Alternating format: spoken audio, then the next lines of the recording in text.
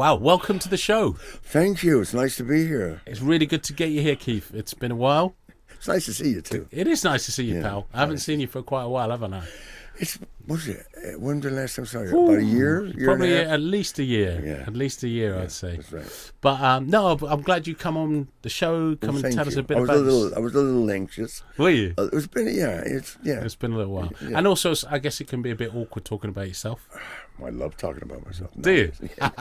I'm my favorite subject. So, Keith, a lot of people don't realise you're actually a Brit. You're actually born on the Fair Isle here. I was born in Stepney Green. Wow, a Londoner. I'm a Londoner. I'm a right Cockney. I am, love. I was born in Stepney. Yeah. And we didn't.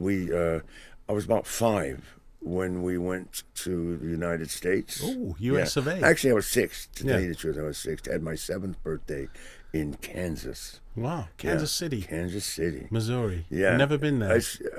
No, it's Wichita, Kansas. Not Missouri. Kansas is the state itself. Oh, right, okay. Yeah, we're in Wichita, Kansas. Is that anywhere near It's right Wyoming? In the middle of the country. Near Wyoming? That's the only mid part of the country I've been to. Yeah. Anyway. It is. Yeah. So I mean, we had to leave. We had to leave the country quite quick. How come? My old man, my dad, was caught having an affair with my mother's brother, my cousin. Oh, gosh. Yeah, and she was 15. Oh, okay. So my my cousin, my uncle wanted to kill my dad. Literally. So within days, we left the country, and we found ourselves we landed in New York, 1964. Wow. And we drove 2 weeks across. We stopped. You drove? My dad had a sister in Kansas. Yeah. We stayed in Kansas for a few days. I had my 7th birthday in Kansas. Jeez. And what did you think of America when you first landed? Oh, I was 7 years old. It was unbelievable. It was like, And don't forget when I landed, I was tooting like a right cockney. Yeah, and they love that. So we're not when you go to school. When you get to and you go to school and you want to blend in, don't you? Yeah, of course. You want to blend in. You don't want to go, hello, mate, how are you? And we didn't live in a good neighborhood. We lived in South Central Los Angeles. Yeah. It's about all we could afford. Not Compton. No, over Baldwin Hills. Okay. Yeah, I grew up in LA as well. We lived on Crenshaw. Whoa, that's Crenshaw, proper in the hood, man. And what used to be Flower, it's now Martin Luther King Drive. Yeah. That's I remember used to be Flower. Yeah. And the reason, we landed there, and so I went to school there, and it was mostly black and Chinese. And there was more, hello, love, how are you? And it was, so, you change very fast. You want to blend in quickly. Yeah, you want to blend in. One thing I noticed at school there is I used to wear shorts because it was warm if it rained. And the other kids would be like, why on earth are you wearing shorts? And I'm like, because it's warm. And they're like, it's raining. It's like they don't get it. I'm trying not to switch to my American accent because that happens when I'm around people with that accent. But yeah. So you found yourself in LA. Myself, have you got any brothers, sisters? I have a brother. Yeah. Yeah, he's about 3 years older than me. He's 17 now. Yeah. Wow. Yeah. Me, 67. The cars are amazing in the 60s in America. The big, long fins. The first thing that happened to us when we arrived there was not Martin Luther King, the Watts Riots. Oh, yeah. Wow. So in 1964, we ended up, they burnt out the apartment building we were living in. Shit. And we had to move. We moved to another place. And then in 1968 was the Martin Luther King riots. Whoa. And we had to move again. Holy shit. Being the white people, it wasn't too many of us. No. But it was we loved it there, but What did your mom do? What kind of line of work? My mom was working in a department store. She was a cosmetician. She put makeup on people. Yeah. She taught people women how to put makeup on. Oh wow, okay. Yeah. So and she sold makeup, and that's what she taught people how to put on makeup. So she was raising the 2 boys, you guys. My old man, he sold cars. Oh wow, okay. He was a car salesman. Yeah. Yeah. Jeez. Yeah. Yeah. So, They. I mean, it didn't. That didn't last too long. Oh, no. He was He was quite violent towards my brother and I, my mom and stuff like that. Violent with you guys as well. Yeah, he was violent. He was violent with everyone. And this is her husband from England. This is me and my dad. Your her dad, husband from England. Shit. And and I think it was I don't know. I was about 8, 9 years old. They had a fight, which they had all the time. Yeah. And he tried to kill my mom. Actually, beat her up with a hammer. Shit. The cop said he hit her 85 times with the hammer. That's bad. That's not attempted murder. Yeah. That's It was attempted intending to. It was attempted murder. Yeah, They never got him for it. He left the country, went back to England. Yeah. My mom was in a wheelchair in the hospital. She was in a wheelchair for 5 years. Shit. She learned to walk again. She had a broken shoulders, broken back, broken legs. So, they had to put And did you witness that? My brother and I were both standing there. Must be It happened in the so kitchen. traumatic. And we were standing there watching it. I can't imagine. It was how traumatic that must have been. It was very traumatic, I mean, and shaped my life as growing up. He left. He fucked up. And we didn't see him for 20 years. I did not see my old man for 20 years. You probably didn't want to see him. Well, I would love to see him go to, then put him in jail. That was the one thing that never happened. He didn't go to jail for it. And we, of course, growing up, and my mom remarried. Oh, after wow. she got better, she remarried well. She married, she married quite a famous guy in America. Yeah. And Showbiz that's guy. the voice guy. Yeah, that's the voice guy. He's did a lot of voices and had a couple of television shows in the 50s and 60s. Yeah. So he was quite well off. Yeah. And my mom always used to say, "This is our comeuppance. This is what we get." And how did you find that being around the show business life? I loved it. I followed him around. He was a ventriloquist. Oh, wow. Yeah, he that was what his shows are. Jerry and Knucklehead. There's lots of stuff online about him. No, Jerry. His name's Paul Winchell. Okay. It's a name drop, and and he had a few shows, and I used to run around carrying the cases with the dummies in. Yeah. And go from show to show. He used to do shows in Las Vegas and Magic Mountain and Magic Mountain. Disney World and Jeez. Disneyland. And you tag along? And I would tag along, and that's how I started to do voices. Give us a couple. Give us a couple. Hey, I can't do too many. That's Yogi Bear. Oh, gee, boo. But and I started to do his voices, and it used to be at parties, and everybody would stand up and do their little bit. And he would stand up with the dummies, and some of the comedian friends would stand up, and so I kind of learned to get around that, and then. He ended up with a polyp on his throat. Oh, shit. And couldn't do the voices for quite a few years.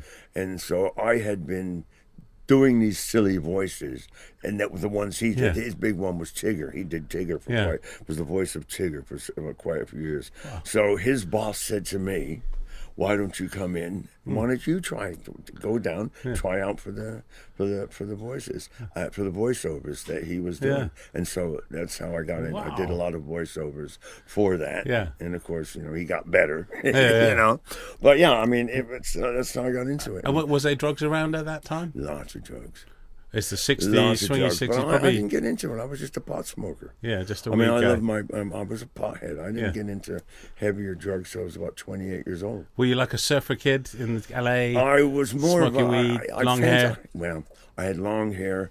I fancied myself a biker more than a surfer. Okay, gotcha. Although I did surf, and we used to hang around Santa Monica. Santa Monica Pier. Balboa Island?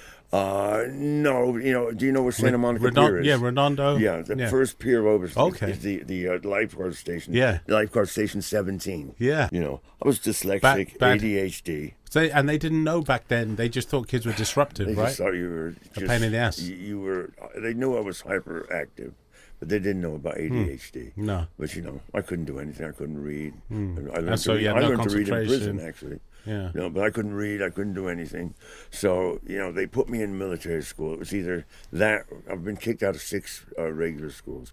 I was a little bit violent. A little bit. Were you a big guy? Well, for those days I was, kind of a big guy. That's how I got the name Caveman, by the way. Yeah. You asked me for that. I could grow a beard by the time I was 12. Wow. I know it. I could grow a full beard by the time I was 12. Wow, man. And so I used to go to school at 12, and they go, "You have to shave. You can't come to school like that." Who has that problem in school? Right? I've never heard you of gotta that. Shave. Yeah, yeah. Wow. So they used to make. So bursting with testosterone. And so some of the kids used to call me Caveman. Gotcha, man. That's how I originally got that voice, Caveman. So you went to military school. Your brother and didn't you do some kind of boat hiring or something? I did. Well, that's a little bit later on. Oh, so I'm jumping ahead. Went to the military school. Yeah. That's where I got my amateur boxing. Okay. I was an amateur Golden Gloves boxer. Wow. In military Didn't know school. Yes. Fantastic. Yeah, I had 78 fights. Jeez. Yes. Could have been a contender.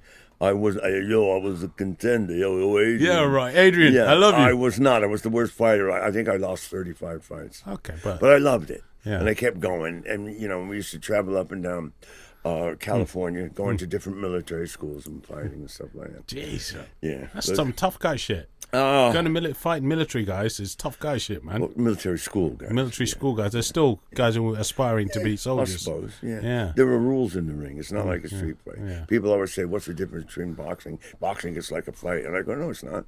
Because boxing, you can quit anytime you want. True. That's it. I give up. Yeah, that's true. And they stop fighting. When you're in a street fight, Yeah. it stops when the guy was kicking your face and stops. Yeah. There's no rules in it. Yeah, is that's there? true. So, Savage. Wow, so there you are. And what kind of year was this now? Oh, God. 68, 69, Yeah. maybe 70. Wow. Yeah. So maybe Before I was 70, even Well, twinkling that's in when my I started dad's smoking pot. underpants. I started smoking pot around 69, 70. I went with my brother to a Doors concert. Oh, wow. At the Hollywood Bowl. You've seen the Doors at the Bowl? I've seen the Doors, yeah. I was 11 hell. years old. Wow. 1968, with the Hollywood Bowl, went to see the Doors, my brother. I had no idea who they were. I couldn't get excited about it because I didn't know. My mom was kind of like, you're taking him with you or you're not going. And my brother was like, I don't want to take that brat with me. Yeah. But he had to take me, so I went with. Yeah. That was the first place I smoked weed. Wow. Yeah. That is a cool first place to smoke weed. Yeah. Watching Jim Morrison at do the his stuff. Hollywood Bowl, watching Jim Morrison. Flipping hell. Since I love that story, I wasn't going to leave that one out. Yeah, no, we're not leaving anything. Yeah, so I mean, and that's when I started smoking weed, and just became a complete pothead. That's when I dropped out of military school.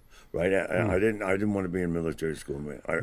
It took me a year to get out, but I wanted to get out. Oh, so you literally, it's not like a normal school. No, can't you just lived leave. there. Well, unless I couldn't get out, unless my mom signed the papers to let me out. Wow. Okay. I mean, it was either go there or juvenile hall. Juvie. Yeah, it wasn't like I joined because I wanted to be a military kid. Right, gotcha. I was unruly. That's what they. And she probably hoped the discipline would This would have a good discipline effect me. I on think you. it did. I think it I kind of grew up a little there, But my mom couldn't take care of me. She was still in a wheelchair.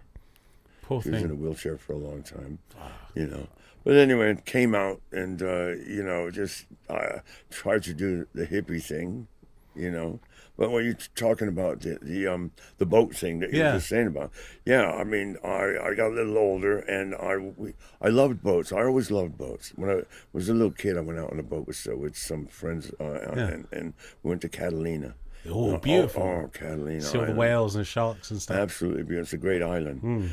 So when I get a little bit older, I don't know, it was about 22, 23, maybe more, I ended up getting a boat.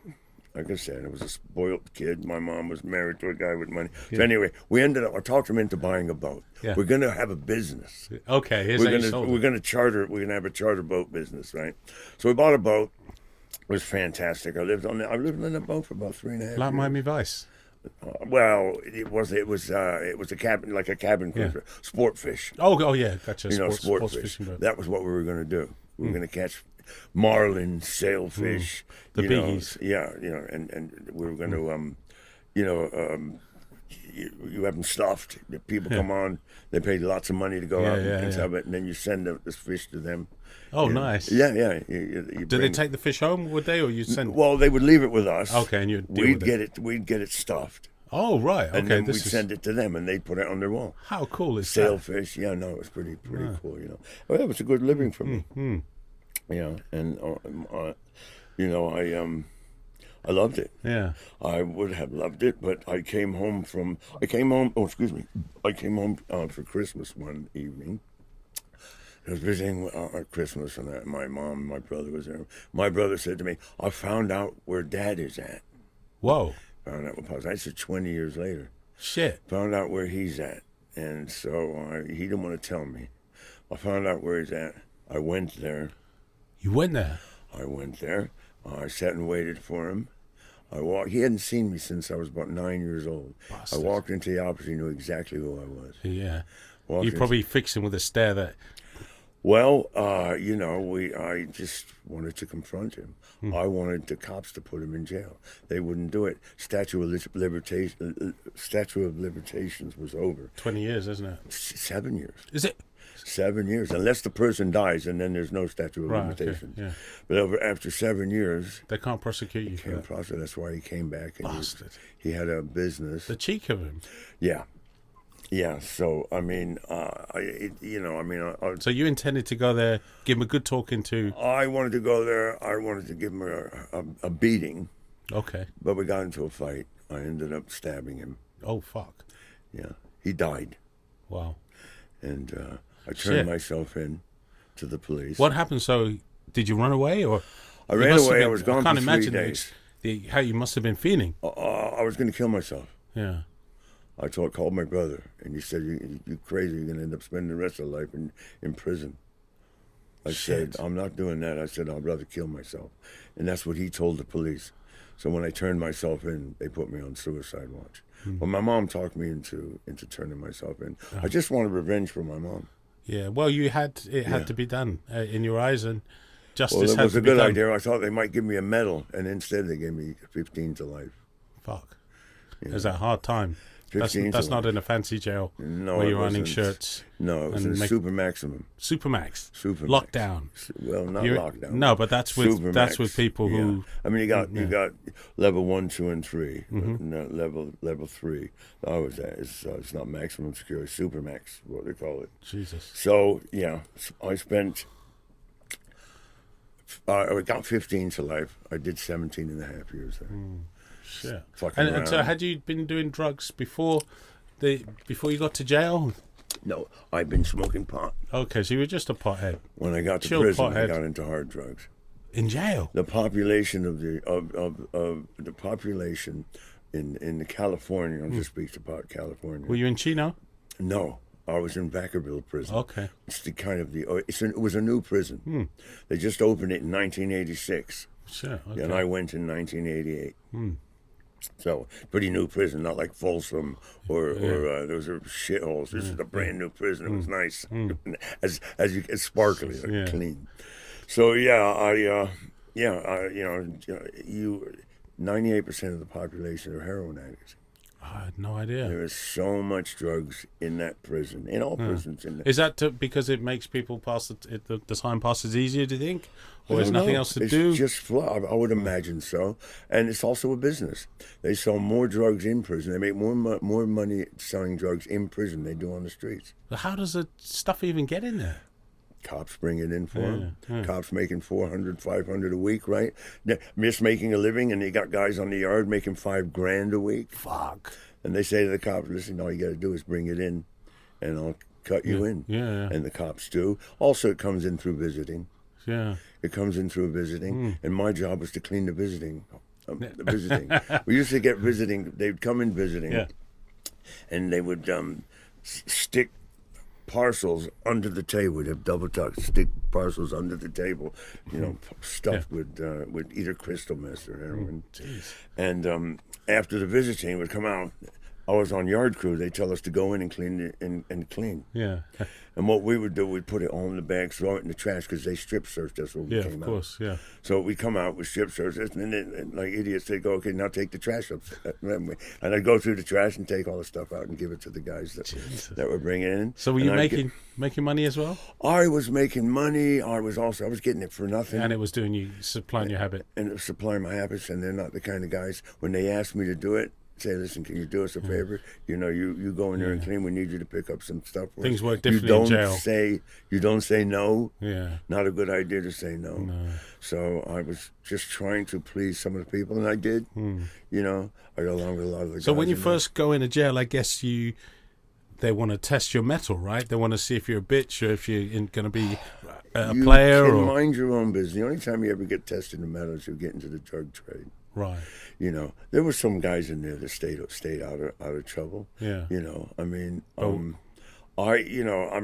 was when I hit there, I was 28 years old. Right. So you weren't an OG yet. Well, no. You got to be once you hit 35. An OG. Just explain what an OG is. An OG is it's an original gangster. It's a nice way of calling you an old man. It means that you don't get involved in the fight so much. Right. You're more controlling. You don't have to get involved in You're doing the fights. politics. But when you're 28 and you have to join a gang. Otherwise, you don't. Yeah, you get your ass have kicked. to join a gang. You become a torpedo. Mm. A torpedo is. I don't like the sound of that. It's just a soldier. Sounds penetrating. Yeah, wait, it's not nice. It's a torpedo is a soldier. Okay. You know, and the drug trade is rampant in there. You know, I mean, we had 6,000 guys in our prison. Wow. You know, It must be a lot of beefs, a lot of kickoffs. Some of them got 500 in prisons. Yeah, and we think that's overcrowded. Huge. Vacaville prisons are huge. 4 yards, 6,000 people. Jesus. So it's a lot of people to sell drugs to. Wow. Yeah. I bet that place generates a huge... One cop for every 100 people, for every 100 inmates, unless it kicks off. Yeah. And they don't like the kickoff because then it has to be 3 cops for every, and it costs them money. Yeah. And their bottom line is to keep the money down. So their whole thing is to keep keep us from fighting. Yeah. Keep you cool. And if they let drugs go, they just let it happen. I suppose also if people are doing heroin, they're more docile, less All the hassle, trade's going. problems. We're happy. Yeah. The cops are lazy.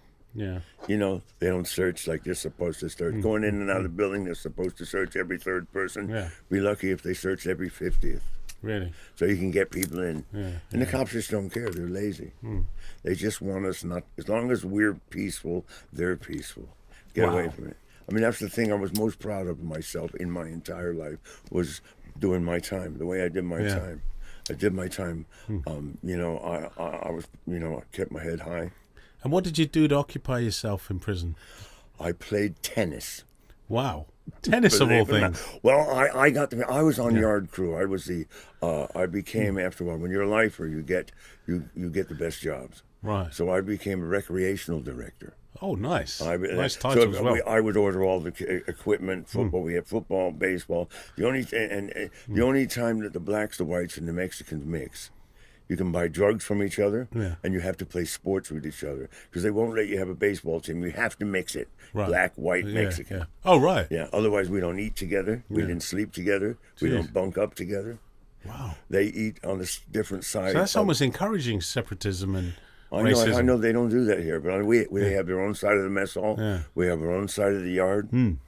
But we do play sports together, and you can buy drugs from each other. It's funny how America is quite segregated like that, even still. Like when I was at school, it's the inmates that do it. But even not in jail, even at school, obviously being mixed race, right? Yeah. So first day, I go to eat lunch with the white kids, and they're like, "Hey, why are you sitting with us?" So I was like, "Why not?" And they sat with the black guys. They're like, "Man, you didn't stay in the oven long enough." Yeah. But the Mexicans were like, "Hey, homie, you come sit with us, man. You're cool." Yeah. Well, we had with blacks, whites, and others. Wow. The others was anybody else. Yeah, that'd be me. Which would be you'd be another. I'd be another. We'd call you other from another mother. Yeah. But no, that's really interesting. And so I understand you got into a bit of literacy, a bit of writing. I learned to read there. I couldn't read. I'm not a great reader now, but I couldn't. But being dyslexic and all that, I couldn't read. But when you go to prison there, if you don't have a high school diploma or a GED, they make you go to school. Okay. You have to go to school. So it's the law. So they put me in school. Then, of course, you have to take the test, and they found out that I was dyslexic.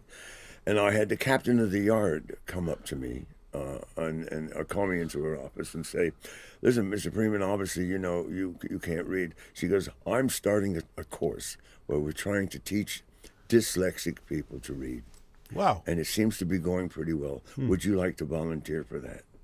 And I said, "Well, I would. What do I get out of it?" She goes, you get to fucking learn how to read, idiot. You know, But I like that. I wanted something else, Yeah. And so I got quite a bit of other things. I got out of school, and I had to go there 2 nights a week. I got out of school, and that's how I got the yard crew job. Yeah. I got on the yard crew job, and after about 5 years, I can. But you I started can get writing, mine. didn't you? So I wrote my life story in there. Yes. Wow, tell I us wrote a about book in that. there. Oh wow, okay.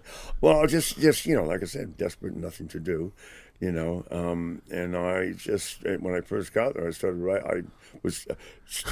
writing my life story. How you from sitting in a cell, from how I got to what I'm telling you now. Yeah. How I got to America, what happened with my dad, Yeah. how I going to prison.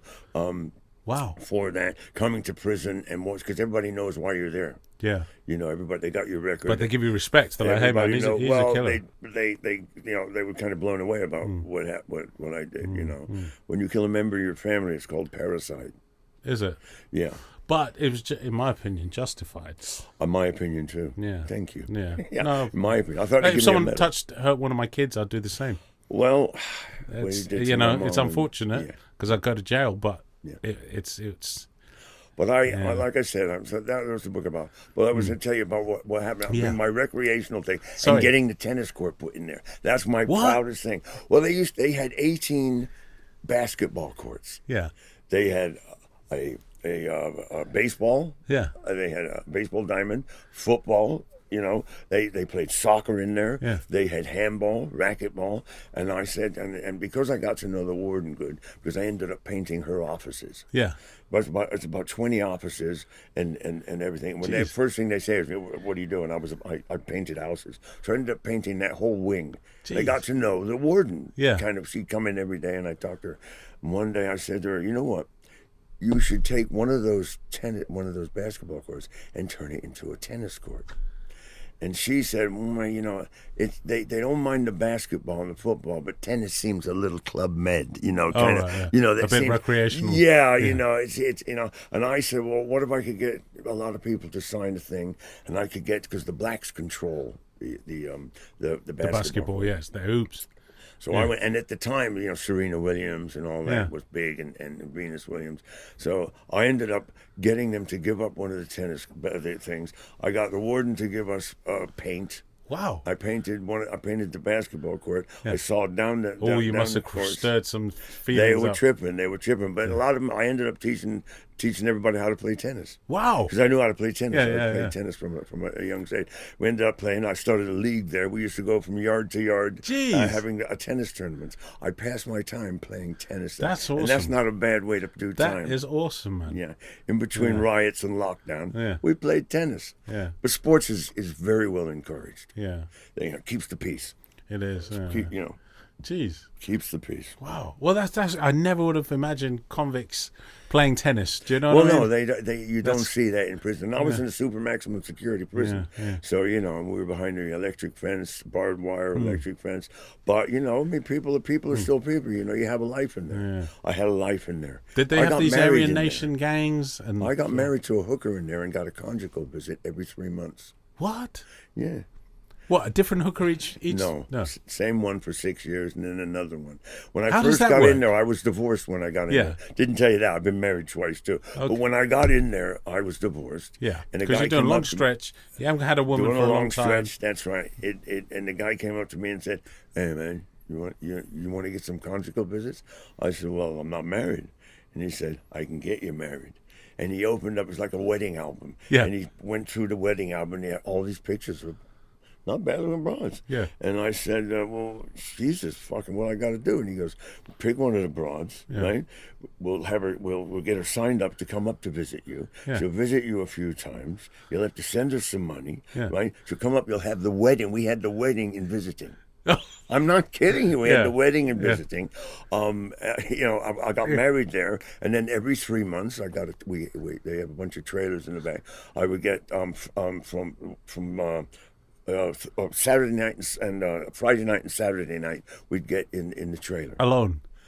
Just the two of 48 hours, 2 days. Yeah, but I mean, just you two, no guards. Just you two, no guards. So- Well, they still come by and do count Those poor time. girls They must- knock on the door. All right, You gotta- still there?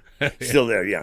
But I mean, it's surrounded Wow, by those by- girls must be well, trying They to got paid. My mom paid her 2,000 quid to come in. Wow, To come in for that. Every time she came in, she got 2,000. 2,000. Yeah, and she would Was it send worth her- it? and Did she you would get send your her- 2,000s worth?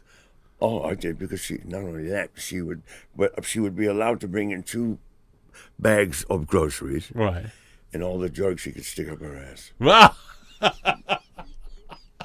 And, I love your honesty, Keith. yeah, all the drugs she could hoop. Yeah. And we'd get high in there. Yeah. You know, and we'd come out and they would give us tests. They would test us, but I had a guy Yeah. that for 50 quid canteen, Yeah. he'd pull my records. They'd never know if I had a dirty test.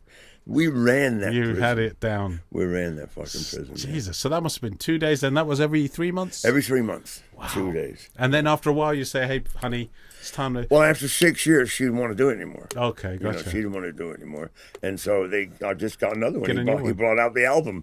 Jesus. He brought It's out like the wedding choosing a album. car. The fucking hell, yeah, you know. And my mom, bless her, she goes, "I want to come to the wedding." I go, No. But she came to the second. Did one. she know the I game? didn't. She wanted to. Mom, I go, Mom, I'm marrying a hooker. She goes, I don't care. I want to come to the wedding. So she came to visiting, and she was allowed to come to the wedding. Oh, bless her. God bless her heart. Oh, she's adorable.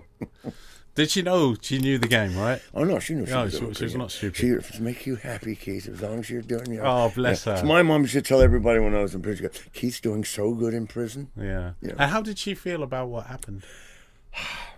She was devastated. I mean, what happened? She was absolutely devastated. She didn't Devastated for what happened to him? or because for you? because I'd thrown my life away. Because what had happened, she had said, he's ruined our lives more than once now. Oh, fuck. You ruined our lives when you were children, and now he's ruined your life. Now this has happened, and he's ruined your life. But she came up to visit me. Yeah. We're 400 miles away. She came up twice a month, religiously. Jeez. Twice a month, she used to come up. She'd bring her husband Paul with her, and they were behind me. And when I got out, I mean, So he was quite a celebrity still, right? he was quite a So celebrity. it's coming to the jail, The warden asked me to could I get an autographed picture of him and a picture of Tigger. Oh, Yeah. wow. So, and I did. I got a few autographs for her and a couple of the cops that knew him. He didn't say anything, but when he came in and he signed his name, someone came up and said, "Hey, is that the Paul Winchell, the ventriloquist?" And I said, "Yes, it is." And so that word got around pretty quick. And the warden, because I saw her all the time. I was the top recreational director out there. Jeez. And she wanted autographed pictures, and so I got her autographed pictures. What a story, man. Yeah. So eventually, the clock got ticks out. by, you come to the end of your sentence, and what are you thinking at the time? I go to the parole board. Yeah. Right? It's 15 years. I go to the parole board. They turn me down. They say, come back in 2 years. I'm thinking my mom was devastated. Shit. I'm devastated. I fucked up. I mean, I've been in a lot of fights in there. I've been in the hole a bunch of times. Hole is locked down, right? You're locked out. Yeah. 24. Yeah. Well, you're in the hole, So, Shit. yeah. So I've been in there a few times. And so they didn't let me out. But they said come back in 2 years. And everybody told me that's a good sign. Because they could say come back in 5 years. Oh, right, okay. And in 2 years, I got out. Oh, nice. Yeah, I came back and they approved me. What were you planning? Were you planning to go back to your life of I luxury told them I and your wanted boat? to go, but after 9/11, Yeah. 9/11, I probably wouldn't have got deported back to England. The only reason I was deported back to England was because of 9/11. Really? Yeah, I was not a citizen of America. Right. I couldn't get a citizenship. I couldn't you get were a a citizenship. I resident used to alien. steal cars as a kid and take them to Mexico, so I could never TJ? get a citizenship. So I could never get a citizenship. Right, okay. Yeah, because part of that is you have to have not been in trouble Yes. to become a full That's citizen. right. And they got me stealing cars and taking them to Mexico. I never did any time for it, but they knew I did it, and so it was on my record. But I got out, and they said, we're going to deport you. Wow. Yeah, you're not going home. And I was You're not going even back to getting England. home, going to see mum or anything? No, I was, they were going to deport me. I got out. I was in immigration for 10 months. Months? 10 months. I didn't have a report Wow. card. It took them months to get me a report card. Flipping Not only that, they were starting the 2003 war. Right. And every time I was planning to go out, all the planes were locked down. That was right when they attacked Iraq. Jesus. And every time, 2 or 3 times I was supposed to go, and they went, no planes going. We're going into Iraq. And then also when the space shuttle was coming down and crashed, same week. That. I lived in Riverside. They locked us California. down. They didn't know if they would lock us down because they didn't know if it was terrorists or not. Jesus. So we were locked down. I had to wait another 2 months to go. Jesus. Finally, I got out. Went back to England. They took me back to two federal marshals. Flew back to the UK. Flew back with me. They were so happy to come to England. Well, They'd never been there. We used to go to them. Guatemala, Mexico. They were going some third world country to take me back to. They said to me, "I didn't even know we deported people back to England." I go, "I didn't either." Yeah. Were you like handcuffed on the whole flight? I was not handcuffed. No, because they come and they interview you. Yeah. They interviewed me and they talked to me. I said, "Look, I just want to go fucking home. I'm not going to be a problem." No, and all this. And the both of them decided, you know what, you'll be okay. They're armed, right? They're armed. Yeah. They came and they put me in the van. They came that morning. I was so excited. Just getting out, man. I'm fucking I've been down for a long time. They came, they got me. They handcuffed me, put me in the back of the van. We drove to San Diego Airport. Lovely. That's what immigration was. Yeah, I've been in that immigration jail in San Diego. And I won't tell that story now. Came back into the van and said, "Oh, look, we can take the handcuffs on me. We're going to let you out of the van. Or if you're feeling nervous, tell me what's going on because it's going to be strange for you. You haven't been in public in a long time." Yeah. And I'm thinking, it must be disconcerting. I'm going to be fine. And it was freaky. It was really weird. Were you like, whoa? I really was. It's like, can I go to the bathroom now? You're like, you don't have to ask us, just go. Well, here's the worst thing that happened, and this is a true fucking story. We go into the thing, we get onto the plane, because we're going to fly from San Diego to LAX and then they're going to fly us to London, right, to Heathrow. The plane wouldn't start. The fucking engines wouldn't start. Jesus. I had to get off the plane. No. I'm not kidding you. They took us off the plane. The guy was going, "Look, I got to take you back." No. That's right. So I'm going to take. I said, "Please," I begged them. "Please don't take me back. I'll never get out of here. You're fucking with this war. My mom's coming over tomorrow." And they go, "Look, I don't. What can I tell you, Mr. Freeman? I got to take you back." I fucking begged them, and they had this little powwow, and they were like, these guys were so cool. They paid with their own money to get into a cab, and we drove in a cab to LAX. From San Diego? From San Diego. I did that drive 2 years ago. That's like a 3 and 4 hour drive. Yeah. They paid for it. I'm not kidding. Wow. So we got into the flight, flew all the way back. They were great guys. That sounds... Flew all the way back, got off the plane. I had nothing. All I had was my mom's letters that she had sent me over the time. I had a lot of letters, over those years. And got off the plane, walking. He turned to me and he handed me my passport and he said, "Mr. Freeman, you're on your own. You're a free man." Wow. And they walked off. Yeah. And there I was standing there, first time in 17 and a half fucking years. Free. Not only that, but back in the UK. I was at Heathrow Airport. I went straight to the fucking bar. Yeah. Straight to the bar. Yeah. I had a couple of Did they give you any money? Or you must have had some cash? My mom sent me I had $200. Yeah. I got it changed at the airport. I bet that drink went down well, didn't it? I had 2 vodkas. Yeah. No, I almost threw it up because I've been drinking that shit we used to make. Yeah, it was really strong. Yeah. So, my cousin came and picked me up. That I hadn't seen since I was like 6 or 7, Came and picked me up, took me in there. My mom flew the next day, That's not the rest of the story. I had a heroin habit when I left there. Yeah. I smuggled heroin out of prison. What? So, hold on. So you built up, obviously, a heroin habit over the years, and it must have been a screaming habit. Were you chasing or shooting? I was banging up, Okay. Wow. And so you can't just stop that, right? No, of course not. There's no methadone over there. So Jeez. I was terrified. So I was going to hoop it, and the guy said to me, "They're not going to search you when you leave prison." That's true. I said, "Oh, yeah, you're right." Hoof it means what? You stick it up your ass. You stick it up your ass, So what I did is I put it in 2 Marlboro boxes. Yeah. And I smuggled it in. Yeah. And when you get onto a plane with 2 federal marshals, they just show their badge and you walk through. Straight through, man. And you go first on the plane, and everybody's looking at you like I look like John Dillinger. You know what I mean? Yeah. And we get on the plane, and we sit in the very back seats by the toilets, and and so you don't get searched. And I got these 2 things of fucking. I bet those marshals could smuggle all day long if they wanted to. If they wanted internationally. Yeah, they just pressed their bag. Same things when we got off. I had no luggage. Because you wouldn't normally get on a plane with a badge. Even a cop wouldn't. Well, they just walked up. And Federal marshals can do anything. There was a big queue to get on the plane, and they just walked by, and they said, "Excuse us, everybody, stand back. We have a what did they call very me? bad man." No, they didn't say that. I forget what they called me. We have a Class A passenger.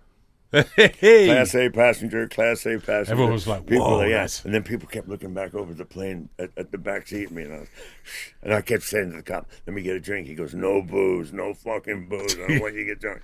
So yeah. Fuck. Yeah. So we got back, and I had that habit, So what did you do? What did you do? You landed in Heathrow. You got $200 or whatever on you, having a drink. But now that you must be getting the jitters, the shakes, Yeah. You must have been rattling, right? I went into the toilet and used. Oh, of course you had it with you, right? I had it with me. I went into the toilet and used. And what year was this? I used when you twice came on the plane. Damn. Yeah. What year was this? Just to give us some perspective. This is 2003. Okay. Wow. 2003. Yeah. Right when they were kicking off the war. Finally got on the plane. 2003. And so with this heroin habit, was it manageable? Because you're as not long in as jail. I had heroin, it was manageable. But in jail, you were getting it regularly, right? I was there, but I had no connections. That's what I why mean. I had to take it. I had no connections, but and I got back. I got a flat in Ealing. My mom helped me get a flat. She helped me get a bank. She was wonderful. And she put me on a trust fund. She gave me $5,000 a fucking month. So I wasn't. Oh wow. I wasn't struggling. Okay, so you weren't like a normal. I was not. You weren't in doorways or anything. No, it was no doorways. I had a nice. She got me a nice flat. She was taking. They were both her and her husband. They were wonderful. They kept coming over all the time. And they had no idea I had a fucking heroin habit or nothing like that, And then the first thing, I used to go to meetings in prison. So I started going to meetings out there. Well, like recovery meetings. Recovery meetings, yeah. So it was in your mind to stop. I wanted to Did you stop. realize this? I can't keep this on when I get out. I've been doing it 17 years, 10 months. Yeah. And it was a fucking, it's not easy to stop, and since then I've been in and out, I've been in and out too many times, but I've spent most of my time not using, and So what brought you to Brighton? How did that work out? Oh, well, I was just, I was living in Ealing, I came out, my cousin had an office furniture, a used office furniture store. It's now a coffee shop. It's right across the street from the Tesco's, right when you get into Hove, that little Tesco's. Oh, the little one. I remember that little coffee shop next to it? Yeah. That used to be, that's the store. So I came out here, he offered me a job. Yeah. And I thought, I can get out of London. It'll be another place to recover. It's a new start. I came here. I was here. I worked at a store, selling office furniture. Selling office furniture. But then I left there. I did that for about a year, and I moved to Spain. I was in Spain for 3 years. Wow. 3.5 What were you years. doing out there? I just went out there, going to meetings, Yeah. trying to stay clean. So you were actively trying to get yourself sorted out. Actively always, and just having a great time. Because technically, you had a nice, Spain. you had a nice income coming in. Yes, Your life should have been beautiful, perfect. Never have to work again. that's right. But you had this debilitating sickness, Yes, or addiction problem, right? Yeah, I did. Wow. I did, but I was in and out. Yeah. I spent, like I said, 90% of my time. Although I've had many relapses, I spent 90% of my time clean. Clean, yeah. I mean, however, they don't see it that way. They want it to be in a row. Well, and I used to say, they say, how many years you got? And I go, you Continuously. mean in a row? Yeah. Because if I added up over 20 years, Yeah. God, probably got 15, 16 years, maybe more. But surely that must be more painful each time It's difficult. you come back. Of course it is. That It's must be difficult, tough. but it's when you. What makes you keep coming back? I don't know. The key word is, and the shrinks tell me that it's post-traumatic stress, childhood stuff, having to use in prison and some of the stuff. I tell you the stories about tennis and stuff, but it was a pretty violent place. I can imagine. It was not easy. The strong would survive Yeah, and so, thrive. Yeah. The weak would be Contested and molested, probably. Well, we didn't allow that. No. That's a Clint Eastwood movie, by the way. I was there many years. I never seen anybody getting raped in the showers. You know why? Why? They're giving it away in the fucking showers. That's why would you rape someone? You know. I mean, it's we had many drag queens in there, nice looking drag queens. Wow. So people don't. And if you're a lifer, if you're not a lifer, you can't. You're not allowed to. You don't get first choice. No, you get a lot of. You can get taken out for being, for having Really? sex in there, unless you're a lifer, then you're allowed to take a drag queen. Huh. Wow. Yeah. Jeez. Did I take a drag queen? No. Did I get a few blowjobs? Yeah. Hey, man. What can I do? It's a long time. But I had my other ones, didn't I? Yeah. I had my 3-month visits. Yeah, that's something to A look lot of forward people to. didn't have that. They couldn't afford it. Yeah. Is that was that the going rate? Like $2,000. It's $2,000. Yeah, $2,000 to come in for. Wow. And I wonder if the girl gets all of that. Probably everyone's on the hustle. Everyone I'm gets a sure kickback. they have to pay the guy who said it. And if you only got 48 hours, man, you're going to want to spend your time in that slot, mate. It's not going to be sitting there drinking but they're teas. very clever. They come, they get you high so much you don't give a fuck. Yeah, that's true. They're not stupid, really right? Shit. So, Yeah. Wow. What a story, Keith. Yeah. So, coming up to, say, like the 90s, you're down in Brighton, you're coming in and out. This is the early 2000s. Sorry, early 2000s. Yeah, right, Wow. yeah. So, I need to keep up. I need to keep moved up. to Brighton in 2008. Okay. I was here before I went to Spain. 2008, I came back from Spain. Yeah. And I've been here ever since. Yeah. Been here since 2008, man. Huh. Was that 16, 17 years now? Jeez. It's going by so fast, Time mate. fucking goes by. I can't remember when I first met you. It's quite a few years ago. Quite a few years ago. Yeah. But what about how old are you, Keith? I can't put an age to you. No way. I'm 67 years old. I was born in 1957. Jeez. Yeah. So how do you think you stay so youthful? Because I imagine a guy of 67 having a stick and walking with a judder. Yeah. And not walking 5 miles a day. Yeah, I do. I try to walk 5 miles a day, 5 days a week. Yeah. I got arthritis in my shoulders. Outside, it looks better than it is inside. I mean, from my boxing and from too many ridiculous fights, my hands are beaten up. I have arthritis in my hands, arthritis in my wrists, and 2 bad shoulders. Yeah. So I can't go to the gym no more. Can't hit a bag. And so I go walking. Yeah. 5 days a week, I get out there and I walk 40. It takes me an hour and a half to walk 5 miles. That's good going. That's a good pace. So I walk 45 minutes that way, Yeah. and 45 minutes back, and That's I've done my good 5 miles. Wow. Yeah. So but otherwise my arms are a mess, but my legs are still. So they say the legs are the first to go. Well, and you're sharp as a pin still, aren't you? You got it. Thank you, man. Considering 67, not that old. How no, old are no, you but now? considering your lifestyle and Yes. you've abused your body quite a bit. I think it's fair to say. I don't think I'm being. Yeah, but I've always stayed in shape. I've always, I've been playing tennis since 1979. I started playing tennis. I've always been in and out of the gym. Yeah. I started boxing when I was, 11, 12 years old. So I've always done something physical. Yeah. All the way up to now in my walking. I remember when you used to be a security guy near the station. That's at right. a certain establishment. Yeah, at Dolly's. Yes. Yeah, that was quite amusing. Yeah. Yes. And all the fringe benefits. Yes, all the Minge benefits. Yes, fringe benefits. From the ladies yes. of the evening. Yes. Yeah. It's a You great job. you were great in that job because you look very imposing. I mean, if someone didn't know you and they walked down that hallway and saw you in the kitchen. I worked there for quite a few years.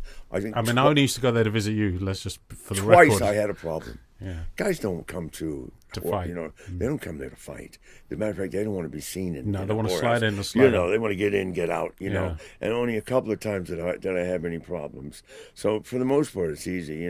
I made good money, and the girls were so nice. They're to me. really sweet. They were very nice. When I came to visit you, yeah. and the girl said, are you here to work? She said to me, no. She said, I thought you were working here. I was like, no, I'm friends with Keith. Yeah, she thought you were going to be another bouncer. No, I think she thought I was... Oh, you were a trick. You were a trick. Okay. No, working. Oh, you was providing you services. Oh, my goodness. I was like, yeah. no. Wow, yeah. Yeah. But that house it was in a great location because it's so close to the station. Very close, yeah. People could very easily be delayed coming home from work. And and anywhere in town, you just get on the train. And right across the street from the train is our place. Yeah. You know, so we did good business. I made good money. He only paid me 65 quid a day, but each of the girls had to give me 20 quid a day. Nice. Yeah, and And there'd some be of 12, them would be 15 girls in probably there give you sometimes. trades. They're making good money. Yeah. And I would always take out in fringe benefits. Yeah. Well, do you want your 20 or do you want, you want a blowjob? And I go, well, no, come on. So, You still got it in you, Daddy Dog. I always thought I'd grow out of that. You know what I No, mean? man. So I'm going to grow out of that. And then, Don't grow I'm out. worse than ever. No, well, I'm worse than ever. Yeah. Maybe some people do grow out of it. And so the guy who had that place, I think he had one out in Spain, you know. He's living back in Spain now. he? He's got a few out in Spain. Yeah. He's got a few. And he had out one in Spain. Southampton as And well. I've been offered to come out and work out there. Yeah. To tell you the truth, but Would you ever give up working, Keith? Because you don't need the money, mate. Well, I don't get that anymore. By the way. Oh. No, I don't. Oh no, when my mom passed away, I sorry to hear didn't that. tell you that. But yeah, no, Sorry. my mom passed away. She split the money between me and my brother. I got like a third of it, and my brother said to me, "For once in your life, don't be an idiot. Let me invest this. And I'll send you money monthly because you'll just blow it." Yeah. And I was okay, and he told me that when Kobe came, he told me that dude, I've lost all the money. No. Yes. I don't believe it for a second. I think he's ripped me off. Oh. He's a piece of shit, and I think he's ripped me off. No. And yeah, I do. After I was all lucky you've to been get in- through. yeah, after And all of avenging that. Yeah. what happened to your mum. Well, yeah, I know, but believe me, he was never a fan of that. Never came to visit me once in prison. Not once. Not once. No, never came. But he here wasn't to, a Mr. never Goody came to Two-Shoes, visit though, me was he? here. He wasn't Mr. Perfect. He was a little sissy. Was he he? was a little good. I don't mean it. No. Like, sexually. He's not a nice person. It's just for me. I trusted him. Yeah. I trusted him with Well, that money to invest and take care of us into our old age. You know. And he tells me that Kobe came and what he had it invested in, he's lost it. So I told him, I said, "Well, send me some proof on that. I can get some aid, maybe." Yeah. And he hasn't answered the phone to me since. And he only did that because he knows that I'm not allowed back in the country. Are you not? Can you not go No, back to I the US? can't get back in the country. I'll tell you what, after 20 years, I might be, there might be a way, I could probably get a visa to go for a visit. What am I going to do? Go there and kill him too, spend the rest of my life in jail? I mean, they're not too happy with that, they wouldn't be too happy with me doing it again. Well, it'll probably be very difficult to get a visa, wouldn't it? Because you have to declare everything, and time spent, crime. Yeah, it'd be very difficult to get a visa. And like I said, being an ex-lifer, they don't really want me back in. And to be fair, I went to Canada once to visit my mom. Oh, nice. They wouldn't let me in. No way. No, I flew all the way there. It was like 15-hour flight to get to British Columbia. Yeah, BC. It was a nightmare. I got off the plane. They went, "No, you can't come in here. You've been deported." I said, "From America." Yeah. They said, "No, but if we have a deal with America." No way. Yeah, if you can't come in. Because you know why? You can go up there and can sneak get in the across, country. yeah. I've done so that. they wouldn't let me in. They let me into Mexico. Yeah, anybody Mexico's in cool, Mexico. man. Yeah, they let me into Mexico. I've been to Mexico a few times. A friend of mine's been on the run from the US for years, and he lives in Mexico. Yeah. And he comes back to I England. liked Mexico. I lived in Mexico he for lives about he a lives a year. nice life in a place called Puerto Escondido. Oh, okay. I Puerto. lived in Rosarito Beach. Oh, nice. Okay. Yeah, right beneath Tijuana. Yeah. Oh, okay. Right on that beneath side. Tijuana. Yeah. All the Americans come in. Come in for all They the come to holidays. TJ for the And I had a weekend. wonderful place right on the beach out there. Wow. This is in 2004. 2004, right after, about a year after I lived there. I went out there, and it was close to my mom. It's only 120 miles.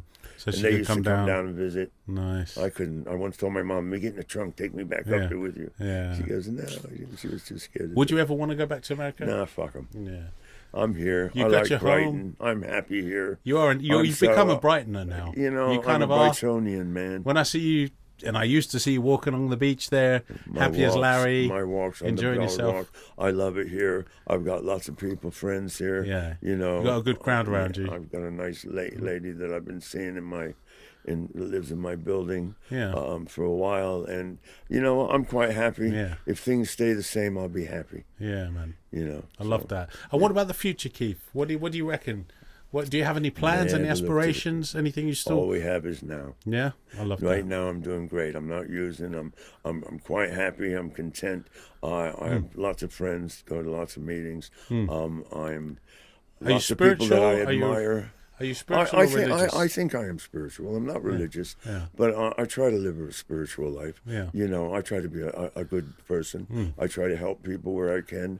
I'm good to myself. Yeah. I try to be good to others. That's what spiritual means. It is. You know, it doesn't mean sitting around like a guru. No. You know, it just means being a good person. And, it is. You know, I think it's always been in me, but sometimes I've been afraid to show it just because of the places I've been. Being spiritual on a prison yard ain't a great. It's a hard place to be spiritual, isn't it? But you can do it here, and I'm enjoying myself. Yeah. No. I really am, my friend. Well, I'm so happy to see that you're doing so well. Life's going well. You know, I see a glint in your eye, Keith, that I haven't seen for many years. Thank you. Which is great.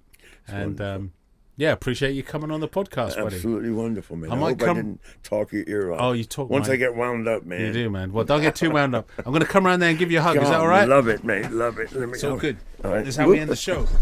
That's wonderful. Come over here, man. Come on, buddy. Wee. All right. Nice one, man. Love you, man. Cheers for coming on the show, Thank pal. you. Much Love you. appreciated.